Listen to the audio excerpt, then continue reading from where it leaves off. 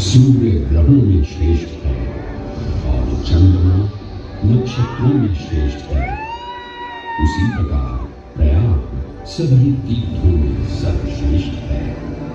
पद्म पुराण में वर्णित ये श्लोक जिस तरह प्रयाग की विशेषता को दर्शाता है, उसी तरह इस पावन क्षेत्र का गुणगान करने वाली अनेक पौराणिक कथाएं, किंवदंतियां एवं कहानियां आज भी जनमानस में प्रचलित है।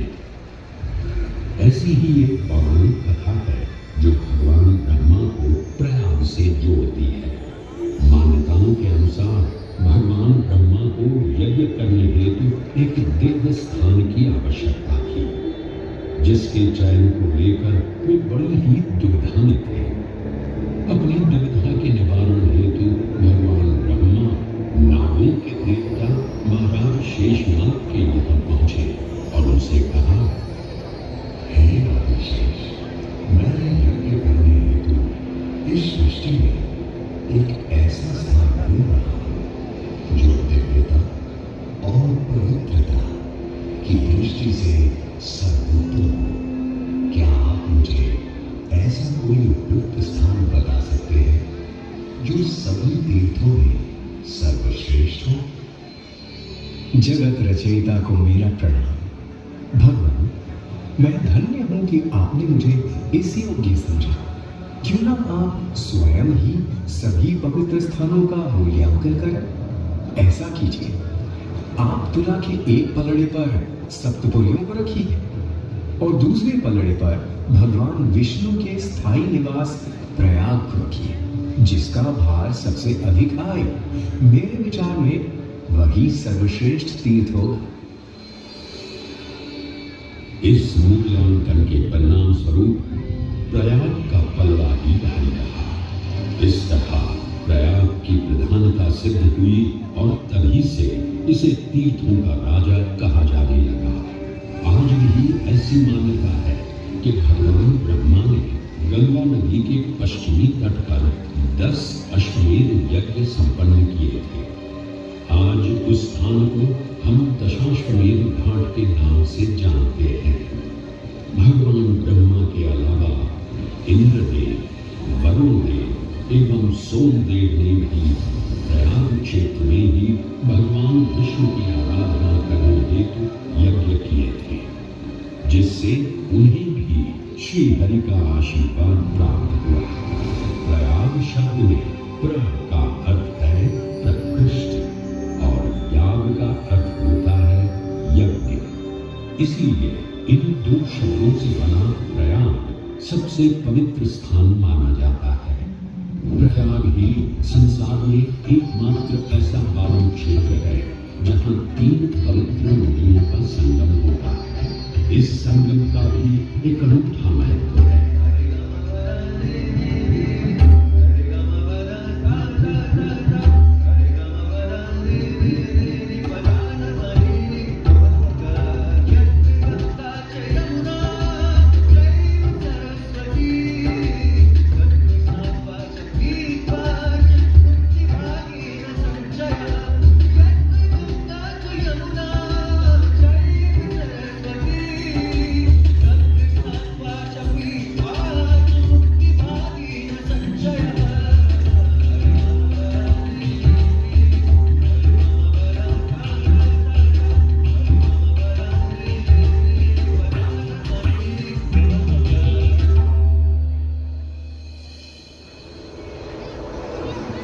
प्रयाग में गंगा, यमुना और सरस्वती जैसी 3 सबसे पवित्र और पूजनीय नदियों का दिव्य संगम होता है।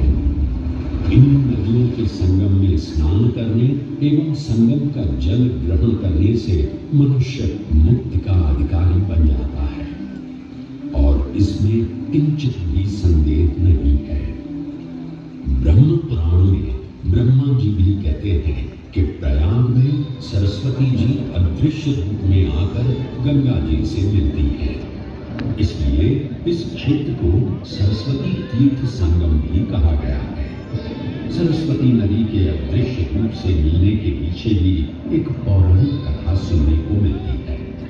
ऐसा माना जाता है कि बद्रीनाथ क्षेत्र की गुफाओं में जब वेद व्यास जी भगवान गणेश को महाभारत की कथा सुना रहे थे, तब उस क्षण सरस्वती जी हिम शिखरों से टकराते हुए अपना मार्ग बनाती हुई बड़ी ही तीव्र गति से बह रही थी।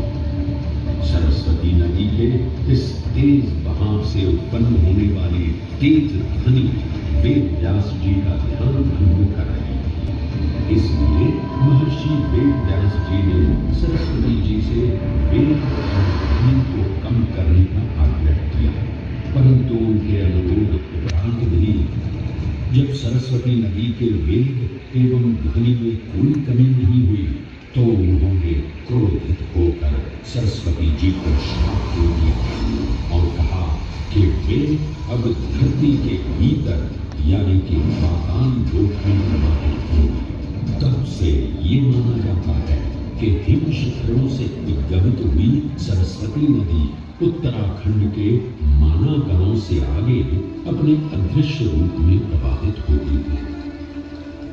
आगे चलकर यही अदृश्य रूपी मां सरस्वती प्रयागराज में गंगा एवं यमुना नदी से मिलकर त्रिवेणी संगम को पूर्ण करती है। ये प्रयाग नदी पवित्रता का उद्गम है, जिसके अंश हमें वेदों एवं पुराणों में भी मिलते हैं, जिनमें वर्णित है सुरों असुरों द्वारा हुआ समुद्र मंथन। अमृत प्राप्ति के लिए सुरों और असुरों ने एकजुट होकर क्षीर सागर का मंथन किया, जिसके संदर्भ में पुराणों में विभिन्न कथाएं देखने को मिलती हैं। उन्हीं कथाओं में एक कथा महर्षि दुर्वासा और इंद्रदेव से संबंधित है। इस कथा के अनुसार ऋषि दुर्वासा ने इंद्रदेव से प्रसन्न हो उन्हें पारिजात पुष्पों की एक दिव्य माला भेंट की, जिसे इंद्रदेव ने साधारण पुष्पों की माला समझ स्वयं धारण न कर उसे अपने वाहक गजराज ऐरावत के मस्तक पर रख दिया। पल भर में गजराज ने वो माला धरा पर गिरा, उसे अपने पैरों तले प्राण दिया। ऋषि दुर्वासा से ये अपमान सहन नहीं हुआ और उसी क्षण क्रोधित हो उन्होंने इंद्रदेव को श्राप दे दिया। हे अहंकारी इंद्र, तेरा इतना दुस्साहस कि तूने मेरा अपमान किया। जिस वैभव एवं शौर्य पर तू इधर आ रहा है, क्षण भर में ही तेरा एक वैभव, प्रतिष्ठा, शक्तियां सब नष्ट हो जाएंगी। अत्रि पुत्र दुर्वासा समस्त देवगणों को क्षीण होने का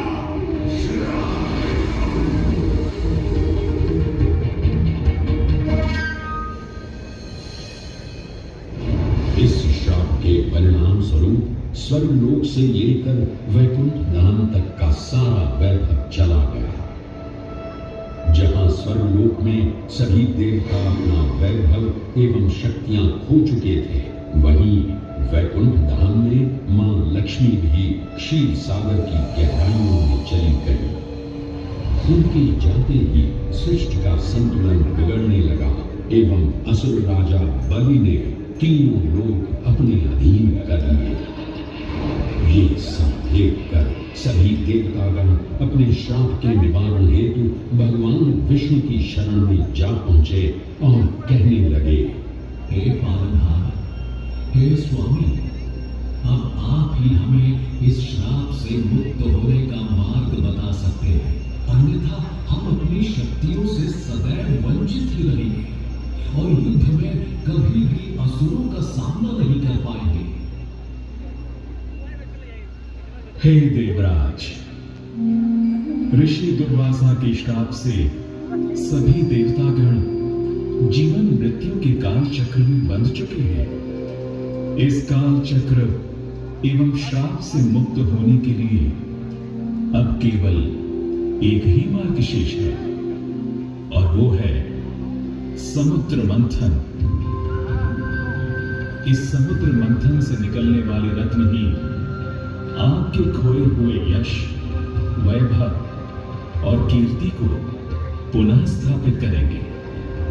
परंतु आपको इस मंथन के लिए असुरों के बल की भी आवश्यकता होगी, क्योंकि उनके बिना यह समुद्र मंथन संभव नहीं है। जैसी आपकी आज्ञा प्रभु, हम असुरों के साथ समुद्र मंथन करने के लिए तैयार हैं। देवताओं और असुरों ने एकमत होकर क्षीर सागर का मंथन करना स्वीकार किया। जहां मंदार पर्वत मथनी के रूप में आए तो वहीं वासुकी नाग को नेति की भूमिका मिली। भगवान विष्णु ने स्वयं कुर्म अवतार धारण कर मंदार पर्वत को उसका आधार प्रदान किया। क्षीर सागर को मथना शुरू किया गया और 14 रत्नों में सबसे पहले हलाहल विष उत्पन्न हुआ। उस विष के प्रभाव को कोई भी देवता या असुर सहन करने में समर्थ नहीं थे। इस कालकूट विष से सृष्टि का विनाश हो सकता था। इसीलिए इस आपदा से बचाने स्वयं देवों के देव महादेव प्रकट हुए और उन्होंने इस विष का पान किया। ये सब देख मां पार्वती ने विष को भगवान शिव के कंठ तक ही रोक दिया। इस कालकूट विष के प्रभाव से महादेव का कंठ नीला पड़ गया और तभी से उन्हें नीलकंठ के नाम से भी जाना जाने लगा।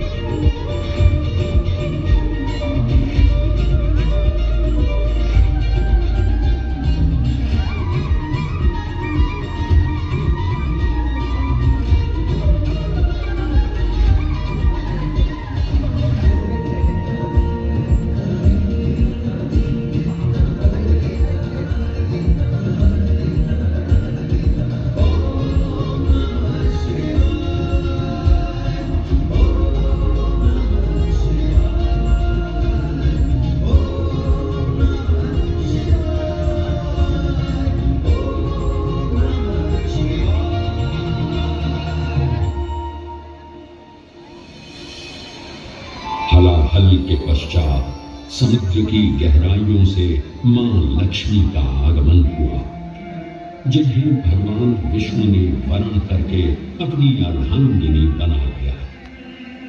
इसके पश्चात समुद्र मंथन से एक एक कर कामधेनु राग, पारिजात वृक्ष, चंद्र, कल्प वृक्ष, अपार सुंदर अप्सराएं, गंधर्व, शंख, उच्चैःश्रवा, वाणी एवं कौस्तुभ मणि जैसे अनेक रत्न उत्पन्न हुए। लेकिन सभी को जिस रत्न की सबसे अधिक प्रतीक्षा थी, उस रत्न का निकलना अभी बाकी था। अंततः आयुर्वेद के देव धन्वंतरी अपने हाथ में अमृत कुंभ लिए प्रकट हुए। अमृत कुंभ पानी की लालसा में सुरों और असुरों के मध्य एक घमासान युद्ध आरंभ हो गया। इसी युद्ध के दौरान स्वरभानु नाम का एक असुर अमृत कुंभ को अपने अधीन कर पाताल लोक की ओर चल दिया। तब अमृत कलश को वापस पाने हेतु देवतागण अपने आराध्य भगवान विष्णु का स्मरण करने लगे। तदोपरांत भगवान विष्णु एक सुंदर अप्सरा मोहिनी का रूप धारण कर पाताल लोक पहुंचे, जिसे देख सभी असुर सम्मोहित होने लगे।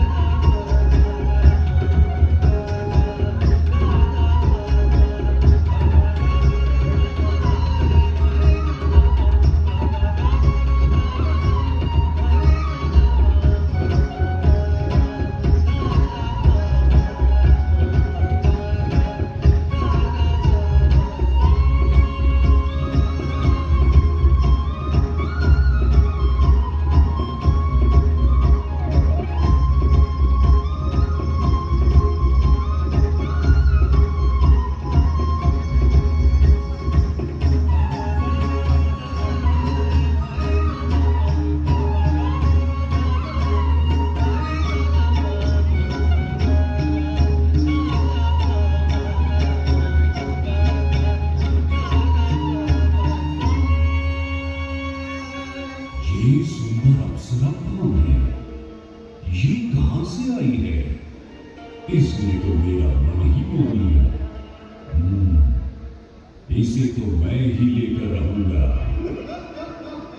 इस सुंदर अप्सरा ने तो हम सबको सम्मोहित कर लिया है।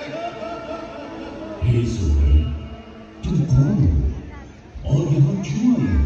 हे असुरराज, मैं मोहिनी हूँ और आप ये समझ लीजिए कि मैं आप ही की सहायता हेतु यहाँ पर आई हूँ। हमारी सहायता हेतु? परंतु वो कैसे सुंदरी? मैं आपको ये ज्ञात कराने आई हूँ कि अमृत की असली शक्ति और गुण तो कलश के तल में विद्यमान है, जबकि ऊपर तो केवल जल मात्र है, जिसके ग्रहण करने से ज्यादा कोई लाभ न होगा। आप सभी इस अमृत को देवताओं के साथ बांट लीजिए। आखिर आप सभी ऋषि कश्यप के ही तो पुत्र हैं। देवताओं के साथ अमृत बांटने से एक तो आपका वैभव बढ़ेगा और दूसरा जो अमृत का फलदायक भाग है उसे आप ही ग्रहण कर सकेंगे। हे मनमोहिनी, तुम सत्य ही कह रही हो, परंतु अगर हमने ये अमृत कलश देवताओं को दे दिया तो क्या होगा? वे सारा अमृत स्वयं ही ग्रहण कर लें और हम सभी असुर इससे वंचित ही रह जाएंगे। आप निश्चिंत रहिए, ऐसा कदापि नहीं होगा। मैं स्वयं ही सभी सुरों और असुरों को अमृत पान करवाऊंगी और साथ ही साथ ये सुनिश्चित भी करूंगी कि अमृत का फलदायक भाग आप सभी को ही प्राप्त हो। बस फिर क्या था, भगवान विष्णु की अपरंपार लीला आरंभ हुई। जहां एक ओर सभी देवतागण विराजे तो वहीं दूसरी ओर सभी असुर। मोहिनी रूप धारण भगवान विष्णु एक एक कर सभी देवताओं को अमृत पान करवाने लगे, जिससे वे पुनः अपनी शक्तियां प्राप्त कर सकें। परंतु स्वर्गधाम धाम का असुर जल्द ही भगवान विष्णु की ये चालाकी भांप गया और चुपचाप देवता वेश धारण कर उन्हीं के बीच में जाकर विराजमान हो गया। तब जैसे ही मोहिनी स्वर्गधाम को अमृतपान कराने हेतु अग्रसर हुई, ठीक उसी क्षण सूर्य एवं चंद्रमा स्वर्गधाम का असली रूप पहचान गए। ये ज्ञात होते ही भगवान विष्णु अपने मूल रूप में परिवर्तित हो गए और अपने सुदर्शन चक्र से स्वर्गधाम का सिर धड़ से अलग कर दिया। परंतु तब तक अमृत की 2 बूंदें स्वर्गधाम के कंठ से उतर चुकी थी, जिसके चलते वो अमरत्व प्राप्त कर चुका था। इस तरह स्वर्गानु के कटे हुए सिर के भाग को राहु का नाम मिला और धड़ को केतु के नाम से जाना जाने लगा। माना जाता है कि प्रतिशोध की ज्वाला में ज्वलित राहु एवं केतु सूर्य एवं चंद्रमा पर ग्रहण लगाते हैं। इस प्रकार सूर्य और चंद्र पर ग्रहण लगना राहु और केतु का प्रतिशोध माना जाता है। भगवान विष्णु की ये लीला देख सभी असुर अचंभित हो उठे। इससे पहले कि वे कोई प्रतिक्रिया दे पाते, भगवान विष्णु के वाहन पक्षीराज गरुड़ ने शीघ्रता से अमृत कलश को उठा लिया और अपने साथ लेकर स्वर्गलोक की ओर उड़ चले।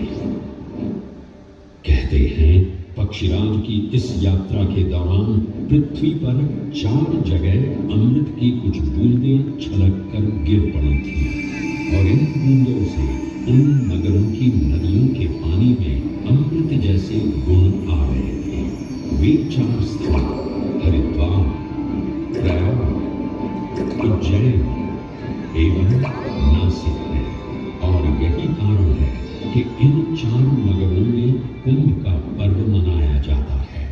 ऐसी भी मान्यता है कि एक दिव्य दिवस एक सांसारिक वर्ष के बराबर होता है और पक्षीराज गरुड़ की यात्रा में 12 दिन लगे थे। इसीलिए हर 12वें वर्ष में कुंभ पर्व मनाया जाता है।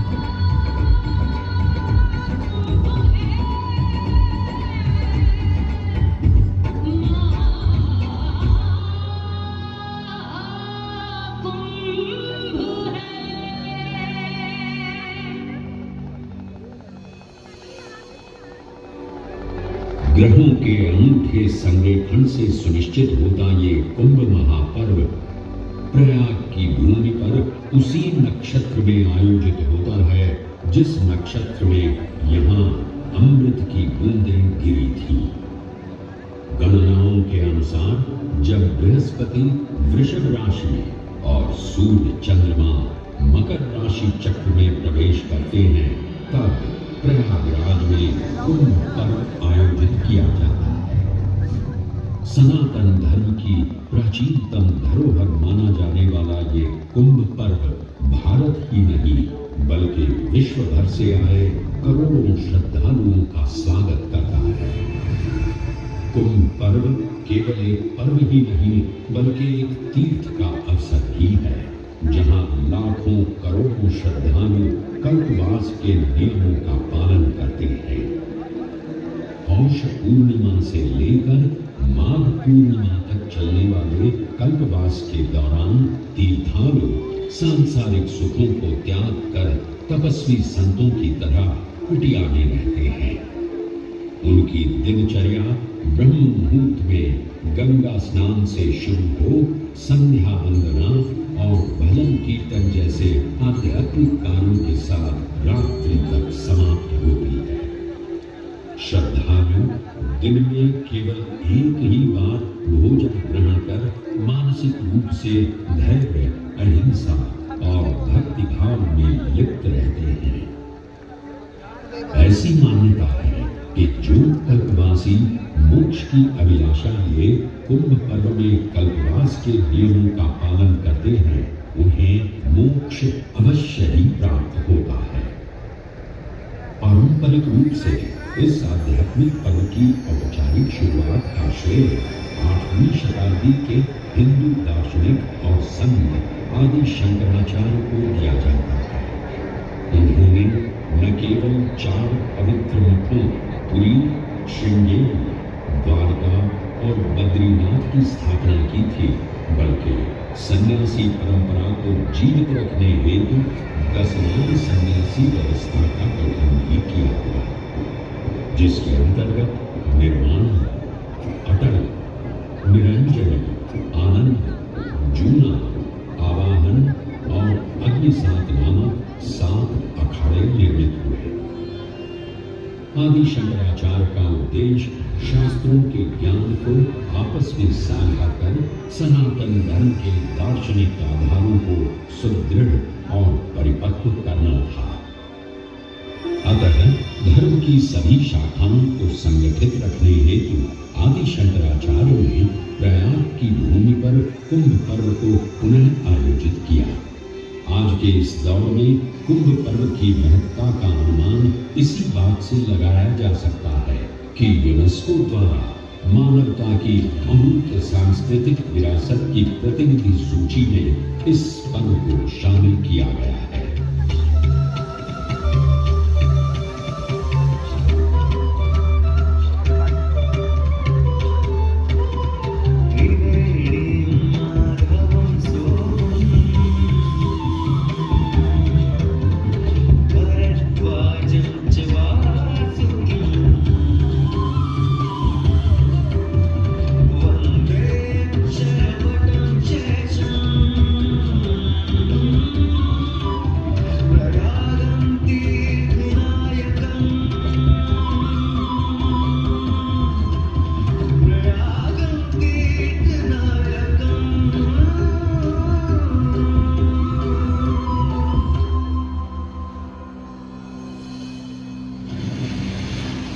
त्रिवेणी, माधव, सोम, भरद्वाज, वासुकी, अक्षयवट और शेषनाग, प्रयाग के इन 7 तीर्थ नायकों की हम वंदना करते हैं। परंतु उक्त 7 तीर्थ नायकों में वेणी माधव का ही प्रमुख स्थान है। त्रिवेणी संगम में स्नान के साथ साथ श्रद्धालु वेणी माधव मंदिर में दर्शन कर भगवान विष्णु का आशीर्वाद भी प्राप्त करते हैं। मान्यताओं के अनुसार वेणी माधव इलाहाबाद किले के परिसर में स्थित पातालपुरी मंदिर में एक पवित्र अक्षयवट वृक्ष के पत्तों पर एक बालक के रूप में विश्राम करते हैं। पौराणिक कथाओं के अनुसार अक्षयवट एक शाश्वत वृक्ष है जो भगवान विष्णु का स्थायी निवास है, जहां से वे सृष्टि का पुनः निर्माण करते हैं। त्रेता युग में भी अक्षयवट वृक्ष का उल्लेख देखने को मिलता है। कहा जाता है कि भगवान श्री राम, माता सीता एवं अनुज लक्ष्मण अपने वनवास काल में इस स्थान पर आए थे। वैसे तो भगवान श्री राम का वनवास प्रयाग में श्रृंगी ऋषि को समर्पित श्रृंगवेरपुर धाम से आरंभ होता है। ये वही स्थान है जहां निषाद राज बुद्ध ने भगवान श्री राम, माता सीता और अनुज लक्ष्मण को गंगा पार जाने के लिए सहायता प्रदान की थी। श्रृंगवेरपुर से प्रभु श्री राम ऋषि भरद्वाज के आश्रम पहुंचे थे। भरद्वाज मुनि बसहि प्रयागा। गोस्वामी तुलसीदास जी ने रामचरितमानस में ऋषि भरद्वाज का निवास स्थान प्रयागराज ही बताया है। ऋषि भरद्वाज से त्रिवेणी संगम की महिमा सुन प्रभु श्री राम, माता सीता और अनुज लक्ष्मण त्रिवेणी संगम में स्नान कर तीनों नदियों का आशीर्वाद प्राप्त करते हैं। इसी कड़ी में एक प्रचलित कथा के अनुसार संगम तट पर ही माता सीता ने प्रभु श्री राम से महादेव और परम शक्ति मां पार्वती की आराधना करने की अपनी मनोकामना को व्यक्त किया था, जिसके उपरांत प्रभु श्री राम ने यमुना तट पर भगवान भोलेनाथ और मां पार्वती को समर्पित एक मंदिर का निर्माण करवाया था, जिसे आज हम मनकामेश्वर मंदिर के नाम से भी जानते हैं। त्रेता युग में स्वयं प्रभु श्री राम ने माता सीता के साथ इसी मंदिर में भगवान शिव एवं मां पार्वती की पूजा अर्चना कर उनसे आशीर्वाद प्राप्त किया था। महादेव के इस प्राचीन मंदिर से अगर थोड़ा आगे चले तो उन्हीं के अनुसार पवन पुत्र हनुमान जी का मंदिर भी विद्यमान है।